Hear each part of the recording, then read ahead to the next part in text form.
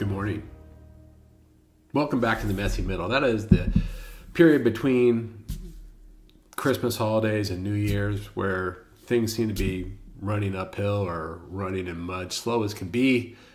But there's still news to talk about. There's still business to be had. There's still work to be done. Hopefully you're having a productive and a safe week. Today I thought I'd talk about a recent Inman article titled "Consumers Are Changing in 2025. Proptech May Finally Start to Notice."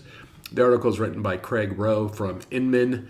And Craig goes on to postulate there's 4 things to look at in 2025. So 4 changes that will have an impact in 2025 for the real estate market. I thought I'd share the article with you, share his points, hoping that we'll all get something out of it. So let me first show the article here.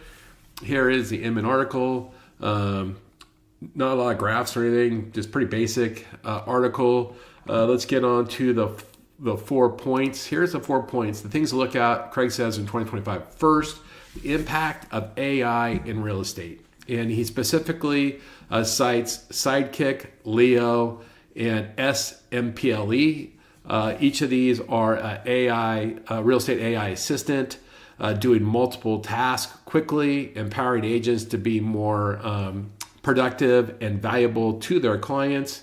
He says that as AI is used, as AI is evolves will be a really helpful tool to real estate agents, and that agents need to learn how to use it so that they can be faster and more comprehensive. And so that's the first point. Second point, really interesting, was the impact of the TCPA that's supposed to go into effect, the changes in January, the end of January.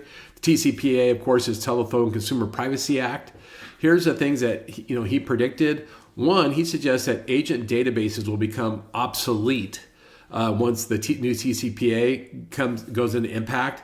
That is, until they perfect their database to make sure that it has been scrubbed and sanitized to make sure they have permission to call their past clients. So they're going to have to reestablish the one-on-one relationship and permission.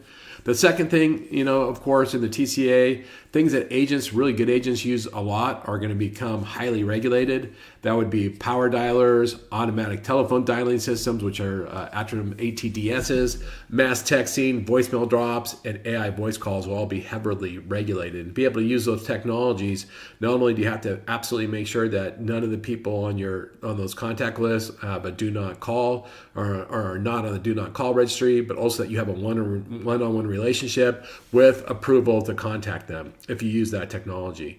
Similarly, a lot of real estate leads are passed on from one to many. Sometimes the same lead is passed on to many people. Sometimes it goes through a chain of different companies. All that's going to be challenged in the new TCPA, where you need to have on a one-to-one relationship. So, for example, a broker can't give a lead out to 10 agents because they each don't have a one-on-one relationship with that possible consumer or with that lead. And so it's just going to complicate how leads are shared. What this will most likely do, this will most likely force the really, I was going to use his technical word, the really shitty lead generating companies to go out of business, because what they really do is regenerate dead leads that have nothing to do with what the actual original intent of that customer was. And then it will put pressure, like I said, on the broker supplied leads. So the second thing is the impact of TCPA. Third thing, really interesting, I wasn't familiar with this, but just the growing trend of renting as a lifestyle. That's right, and part of that is in with luxury rentals. And I found this section really interesting, that today builders of luxury apartments are trying to create hotel-derived amenities and levels of service. So they want the feeling of living in their apartment being the same as being in a 5-star hotel, where you have unbelievable levels of service and amenities. And we all know this. They have great gyms. They have great community rooms. They have extensive EV charging. They might have dry cleaning, all sorts of amenities that makes it feel like you're living in a luxury hotel. Part of that is how they talk about what is the resident's journey. That's a cool phrase, which I guess was really popular at a recent real estate rental conference in Las Vegas.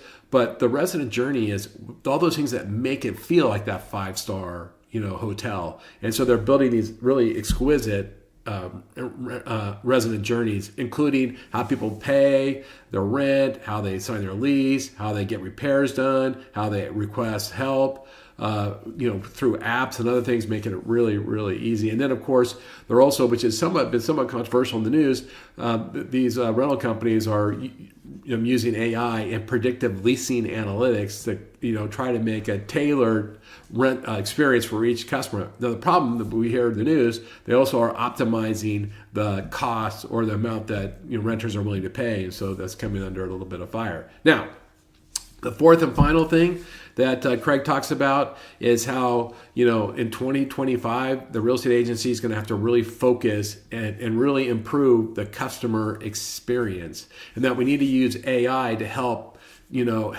assist us in building a better customer experience.